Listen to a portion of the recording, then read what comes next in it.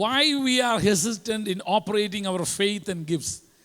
അതായത് ദൈവം നമുക്ക് നൽകി തന്നിരിക്കുന്ന വിശ്വാസവും ദൈവകൃപകളും നമ്മൾ ഉപയോഗിക്കാതിരിക്കുന്നതിൻ്റെ കാരണങ്ങളാണ് പഠിപ്പിച്ചുകൊണ്ടിരുന്നത് ഞാൻ. കാരണം എല്ലാവർക്കും കർത്താവ് എന്തെങ്കിലും കൃപ കൊടുത്തിട്ടുണ്ട്. അത് തെളിയിക്കാനായിട്ട് കർത്താവ് 2 ഉപമയും പറഞ്ഞിട്ടുണ്ട്. ഒരു ദ്രഹ്മ പോലും കൊടുക്കാതെ എന്ത് ചെയ്തിട്ടില്ല, അവൻ പോയിട്ടില്ല. എവ്രിബഡി, എല്ലാവർക്കും കർത്താവ് എന്തെങ്കിലും അവനവൻ്റെ പ്രാപ്തിക്കനുസരിച്ച് എന്ത് ചെയ്തിട്ടുണ്ട്, കൊടുത്തിട്ടുണ്ട്. പക്ഷെ പലരും അത് ഉപയോഗിക്കുന്നില്ല. അതിൻ്റെ കാരണങ്ങളായിരുന്നു നമ്മൾ എന്ത് ചെയ്തത്, പഠിച്ചുകൊണ്ടിരുന്നത്. എത്ര എണ്ണം പഠിച്ചു നമ്മൾ? 7 എണ്ണം പഠിച്ചു. ഏതൊക്കെയാണെന്ന് പറഞ്ഞേ, ചുമ്മാ പറഞ്ഞേ ചങ്ങ് പോവാം. 1 ഫിയർ അല്ലെങ്കിൽ ഭയമാണ്. 2 lack of confidence. 3 doubt. 4 anxiety. 5 the feeling of unworthiness. ഇത് ഈ ശുശ്രൂഷയൊന്നും ചെയ്യാൻ ഞാൻ യോഗ്യനല്ല എന്നുള്ള ഒരു ചിന്ത, അപകർഷതാബോധം. ഇതൊക്കെ വലിയ വലിയ ആളുകൾ ചെയ്യേണ്ടതാണ്. ഇതൊക്കെ ഇല്ലേ, എന്നെ പോലുള്ളവരൊന്നും ചെയ്യേണ്ടതല്ല എന്നുള്ളൊരു ബോധ്യം. പിന്നെ നമ്മൾ പഠിച്ചത് എന്തുവാ? കഴിഞ്ഞ ആഴ്ച എന്നാ പഠിച്ചേ? ലാക്ക് ഓഫ് പ്രിപ്പറേഷൻ എന്ന് പറഞ്ഞാൽ ഈ ശുശ്രൂഷ ചെയ്യാനുള്ളൊരു ഒരുക്കം നമ്മുടെ ജീവിതത്തിലില്ല. ഞാനിന്ന് പോരാൻ നേരത്തെ തന്നെ സിബിച്ചൻ പാസ്റ്ററോട് പറഞ്ഞു, സിബിച്ചൻ പാസ്റ്ററെ രണ്ടാമത്തെ പ്രസംഗിക്കുന്നത് പാസ്റ്റർ ഒരുങ്ങി പോരെയെന്ന് പറഞ്ഞു. അല്ല ഇവിടെ വെച്ചിരിക്കുമ്പോൾ പറഞ്ഞാൽ പിന്നെ അല്ല എന്തുവാ, ചുമ്മാ ഗ്യാസാകും. അപ്പോൾ അത് വരാതിരിക്കാൻ വേണ്ടിയാ ഹീസ് റെഡി ടു, അല്ലേ, ശുശ്രൂഷിക്കാനുള്ള ഒരുക്കത്തോടാണ് വന്നേക്കുന്നത്. Get ready, be prepared. Why we are hesitant? പലപ്പോഴും ദൈവം നമുക്ക് തന്നിരിക്കുന്ന ദൈവിക കൃപകളെ, ദൈവിക അധികാരത്തെ, ദൈവിക അഭിഷേകത്തെ, ദൈവിക വരങ്ങളെ, ഇതിനെല്ലാം ഞാൻ ഒരു ഇതിനകത്ത് ഒറ്റ ചാക്കിനകത്ത് കൊണ്ടുവരിക. നമ്മൾ ഉപയോഗിക്കാത്തതിൻ്റെ കാര്യം എന്നാണെന്നറിയാമോ? 7ാമത്തെ കാരണം ഇഗ്നറൻസ്. എനിക്ക് അങ്ങനെ ഒന്നും ഉണ്ടെന്ന് എനിക്ക് അറിയില്ല. അങ്ങനൊരു കൃപ ദൈവം എനിക്ക് തന്നു എന്നുള്ളത് ഞാൻ ഇതുവരെ എന്ത് ചെയ്തിട്ടില്ല, മനസ്സിലാക്കിയിട്ടില്ല. ഞാനൊരു കാര്യം നിങ്ങളോട് പറയാം. ദൈവത്തിൻ്റെ പരിശുദ്ധാത്മാവിനെ ദൈവം നിങ്ങൾക്ക് നൽകി തന്നപ്പോൾ ആ പരിശുദ്ധാത്മാവിൻ്റെ സകല വരങ്ങളും സകല കൃപകളും ദൈവം നിനക്ക് തന്നിട്ടുണ്ട്. ഞാൻ ഉദാഹരണം നിങ്ങൾക്ക് മനസ്സിലാവാനായിട്ട് പെട്ടെന്നൊരു കാര്യം പറഞ്ഞുതരാം. നമ്മളൊക്കെ കറി വയ്ക്കാൻ നേരത്തോ പായസം വയ്ക്കാൻ നേരത്തോ ഏലക്ക ഇടുമല്ലോ.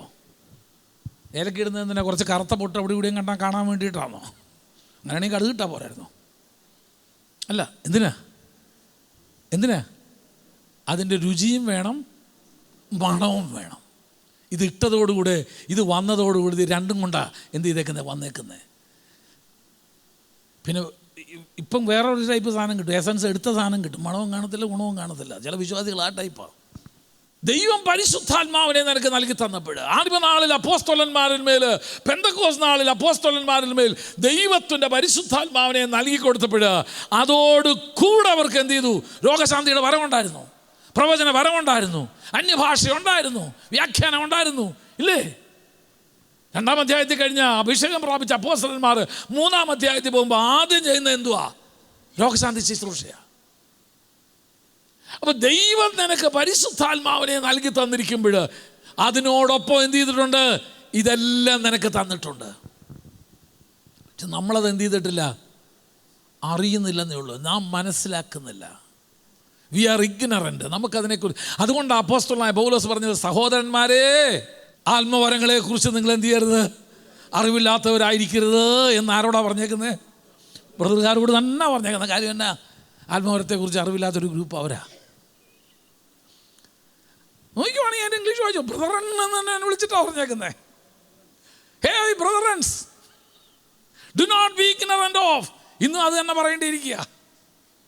ഇത് അറിയണമെങ്കിൽ എന്ത് ചെയ്യണം? ഇത് പ്രാപിക്കുന്നേ, നീ ഒന്ന് അനുഭവിച്ചേന്ന്. അനുഭവിക്കാത്തടത്തോളം കാലം നിനക്കിതിൻ്റെ ശക്തി അറിയത്തില്ല. ഒരു ഷോക്ക് ഏറ്റവനെ അതിൻ്റെ ശക്തി എന്തുവാന്ന് അറിയത്തുള്ളൂ, വിവരം അറിയത്തുള്ളൂ. ഇന്ന് പകൽക്കാലം ദൈവത്തിൻ്റെ പരിശുദ്ധാത്മാ പറയുന്നത്, നിങ്ങൾക്കിത് ലഭിക്കാഞ്ഞിട്ടല്ല, നിങ്ങൾക്കിതിനകത്ത് അറിയത്തില്ല ഇതിനകത്ത് എന്തൊക്കെ ഉണ്ടെന്ന്. എന്നിട്ട് പൗലോസ് അവിടെ പറയുക, ഒരുവൻ അതേ ആത്മാവിനാൽ വ്യാഖ്യാനത്തിൻ്റേത്, വേറൊരുത്തിന് പ്രവചനത്തിൻ്റേത്, ഒരുത്തിന് രോഗശാന്തിയുടേത്, ഒരുത്തിന് വെളിപ്പാട്, ഏത് അതേ ആത്മാവിനാൽ. അപ്പം ഇതേ ആത്മാവാണ് ഇതെല്ലാം നിനക്ക് തന്നിരിക്കുന്നത്. അത് എവിടാണോ ആവശ്യം എന്ന് വെച്ച് കഴിഞ്ഞാൽ, നിന്റെ മേൽ അധിവസിക്കുന്ന ദൈവത്തിൻ്റെ പരിശുദ്ധാത്മാവ് ആ വരം നിന്നിൽ ജ്വലിപ്പിച്ചുകൊണ്ടേയിരിക്കും. നമുക്കറിയില്ല, അതുകൊണ്ട് നമ്മൾ തന്നെ ഇത് വിശാശ, ഇതിന് എന്ത് ചെയ്യണം, സ്പെഷ്യലിസ്റ്റ് കാരണം. പിന്നെ നിനക്ക് കിട്ടിയ ആത്മാവ് എന്തുവാ? നിനക്ക് എന്തിനാ നിനക്ക് തന്നേക്കുന്നേ? You are ignorance. ദൈവം നിനക്ക് നൽകി തന്നിരിക്കുന്ന ദൈവിക കൃപയെക്കുറിച്ച്, അഭിഷേകത്തിൻ്റെ ശക്തിയെക്കുറിച്ച് നീ അറിയണം. അതുകൊണ്ട് അപ്പോസ്തലനായ പൗലോസ് ചില സഭകൾക്ക് വേണ്ടി പ്രാർത്ഥിക്കുമ്പോൾ പ്രാർത്ഥന, അയ്യോ നിങ്ങളിൽ മേൽ വ്യാപരിപ്പിക്കുക, അവൻ്റെ വല്ലഭത്വത്തിൽ വ്യാപരിക്കുന്ന അവൻ്റെ ശക്തിയുടെ അളവറ്റ വലിപ്പം ഇന്നതെന്ന് നിങ്ങൾ അറിയണതിന് ഞാൻ നിങ്ങൾക്ക് വേണ്ടി പ്രാർത്ഥിക്കുന്നെന്നാ പറഞ്ഞേ. നമ്മൾ പലരെക്കുറിച്ചും പൗലോസിൻ്റെ പ്രാർത്ഥന ഇന്നും അത് തന്നെ. അവനിൽ വിശ്വസിക്കുന്നവർക്ക് വേണ്ടി വ്യാപരിക്കുന്ന അവൻ്റെ ശക്തിയുടെ അളവറ്റ വലിപ്പം എന്തെന്ന് നീ ഒന്ന് പറഞ്ഞു നോക്കുക, ഭൂതം പോകില്ലോ എന്നറിയാം. അതിന് ചില വിദ്വാന്മാർ ഭയങ്കരമായിട്ട് പറഞ്ഞ് പേടിപ്പിച്ച് വെച്ചിട്ടുണ്ട്. എന്തുവാ?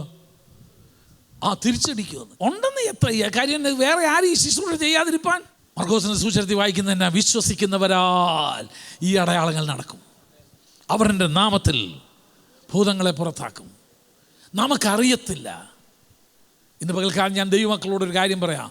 ദൈവം നിനക്ക് നൽകി തന്ന ആത്മീയ അധികാരത്തെക്കുറിച്ച് നീ ബോധവാനായിരിക്കണം.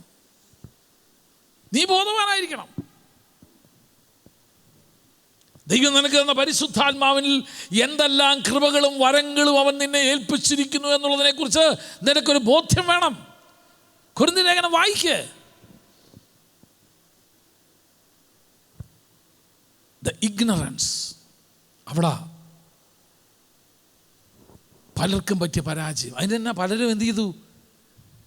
ഇത് ജനം അറിയാതിരിക്കത്തക്കവണ്ണം, അല്ലെങ്കിൽ ജനം അവർക്ക് മനസ്സിലാകാതിരിക്കത്തക്കവണ്ണം, ഇത് തങ്ങളിൽ തന്നെ, അഥവാ ജനം ഈ അധികാരം ഉപയോഗിക്കാതിരിക്കത്തക്കവണ്ണം എന്ത് ചെയ്തു? അവര് ജനത്തെ ഭയപ്പെടുത്തി വെച്ചിരിക്കുക.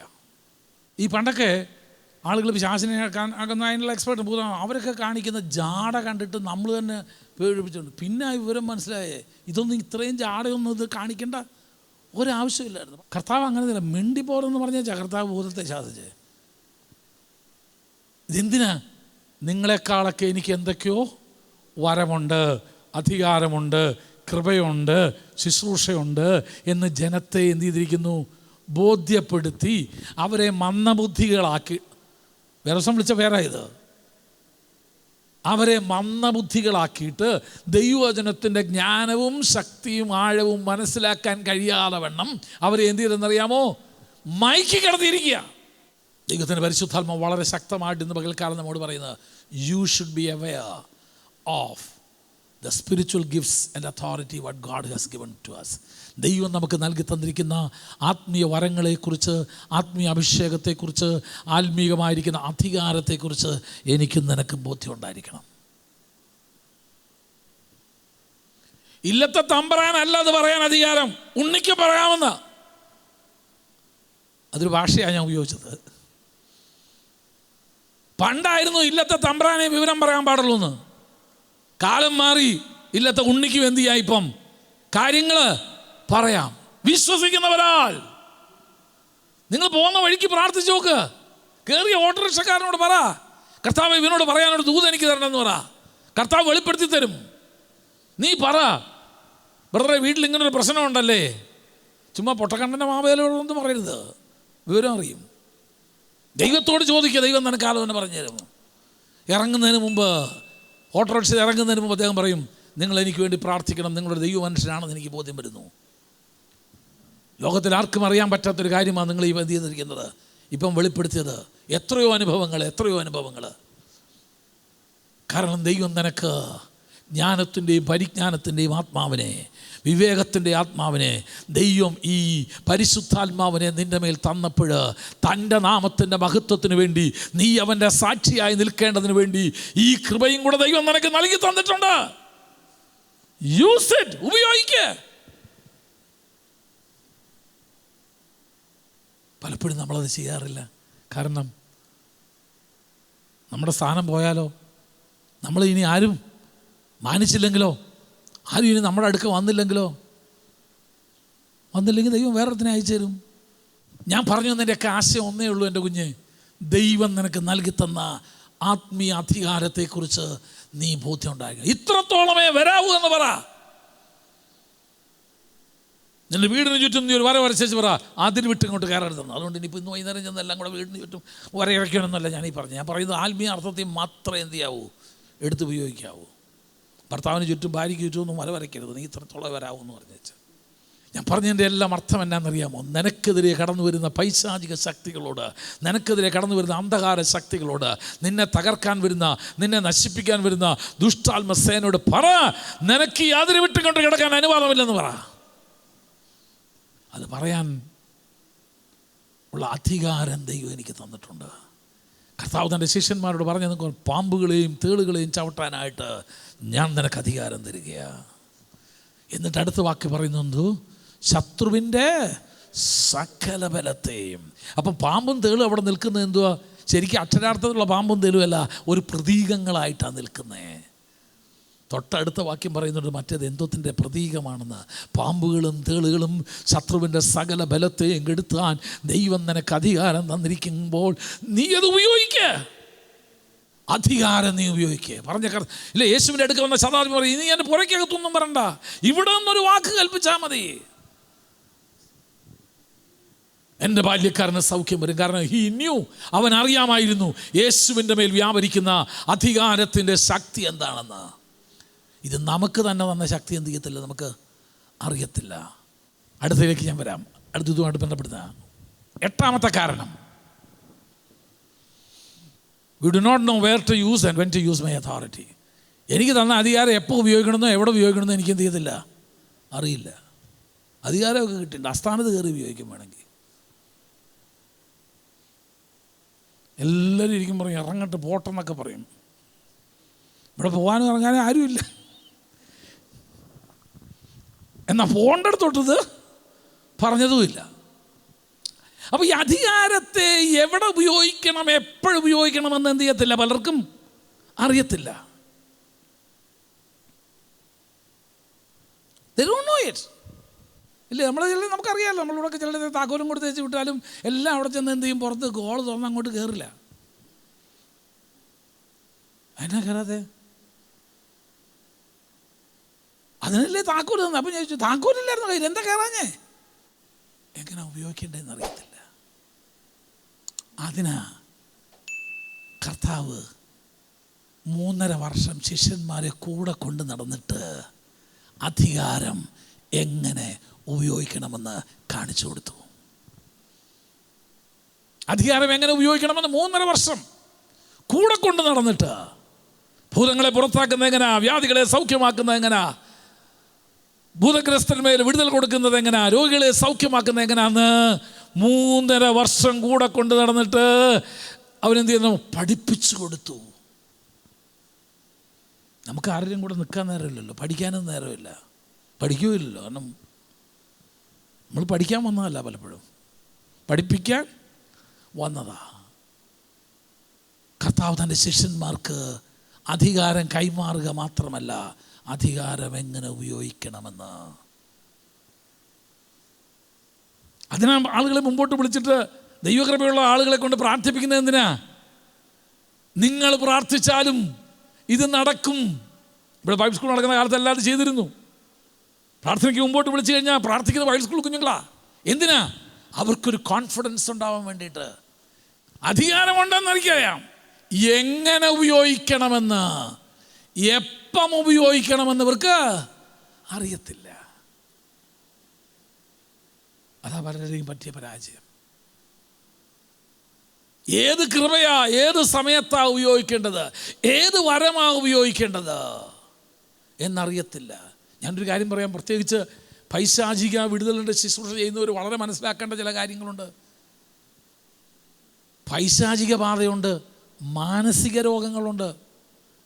മാനസിക രോഗം തന്നെ പല രീതിയിൽ വരുന്നതുണ്ട്. ഒരു മെൻ്റൽ ബ്രേക്ക്, മാനസിക പിരിമുറുക്കത്തിൽ നിന്നുണ്ടായവരുണ്ട്. Chemical imbalance. ഇതൊക്കെ തിരിച്ചറിഞ്ഞിട്ട് വേണം നീ എന്ത് ചെയ്യാനായിട്ട്, വിഷയത്തെ കൈകാര്യം ചെയ്യാൻ. അവിടാണ് നീ ദൈവത്തോട് എന്ത് ചെയ്യേണ്ടത്, ആലോചന ചോദിക്കേണ്ടത്. പരിജ്ഞാനത്തിൻ്റെയും വിവേകത്തിൻ്റെയും ആത്മാവിനെ നീ എന്ത് ചെയ്യേണ്ടത്, പ്രാപിക്കേണ്ടത്. ഇത് പൈശാചികമാണോ അതോ വല്ല ശാരീരിക വൈകല്യങ്ങളാണോ? ഇതിനെ സപ്പോർട്ട് ചെയ്യാനായിട്ട് 2 വാക്യം ഒന്ന് വായിച്ചാൽ കൊള്ളാമെന്നുണ്ടായിരുന്നു എനിക്ക്. ലൂക്കോസ് 8:25 ഒന്ന് വായിച്ചേ. ലൂക്കോസ് 8:25. പിന്നെ അവരോട് Where is your faith? നിങ്ങളുടെ വിശ്വാസം എന്തിയേ? ഏതാ സന്ദർഭം? കാറ്റും കടലൊക്കെ ഇങ്ങനെ ആകെ ക്ഷുഭിതമായിരിക്കുക. ഇവര് എന്തുവാ, വളരെ ഇല്ലാത്തൊരു വലിയ വ്യഥയിൽ കർത്താവിനോട് ചോദിക്കുന്ന ഒറ്റ, Where is your faith? എന്നാ എൻ്റെ ഭാഷയിൽ പറഞ്ഞ, You could have handled this situation. ഈ സാഹചര്യം നിങ്ങൾക്ക് കൈകാര്യം ചെയ്യാമായിരുന്നു.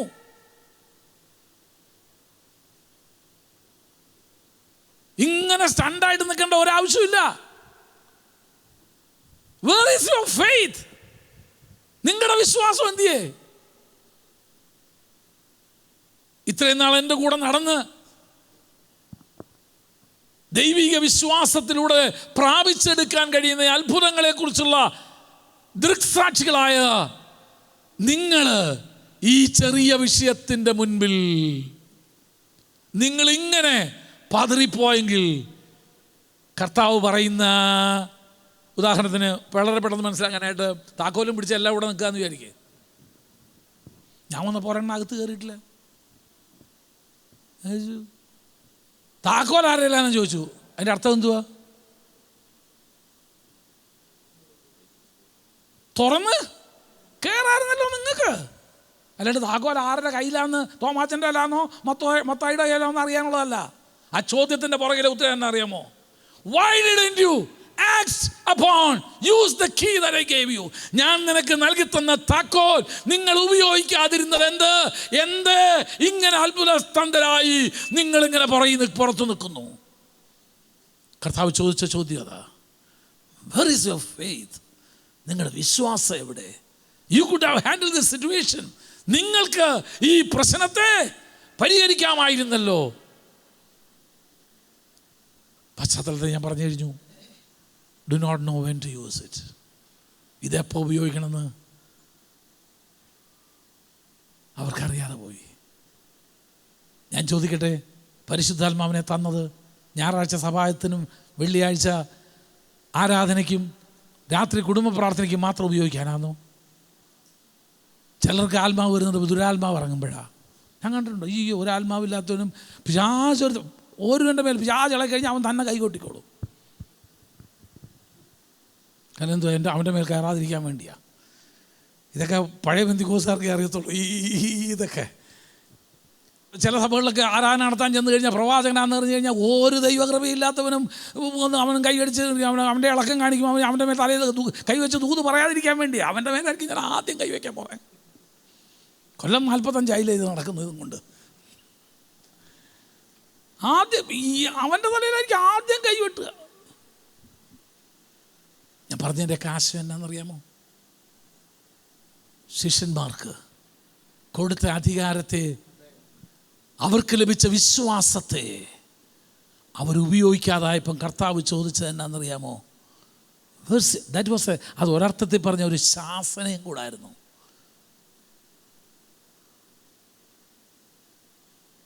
പ്രശ്നത്തിൻ്റെ മുമ്പിൽ നീ അന്താളിച്ച് നിൽക്കുകയാണ്, പരിഭ്രമിച്ച് നിൽക്കുകയാണോ?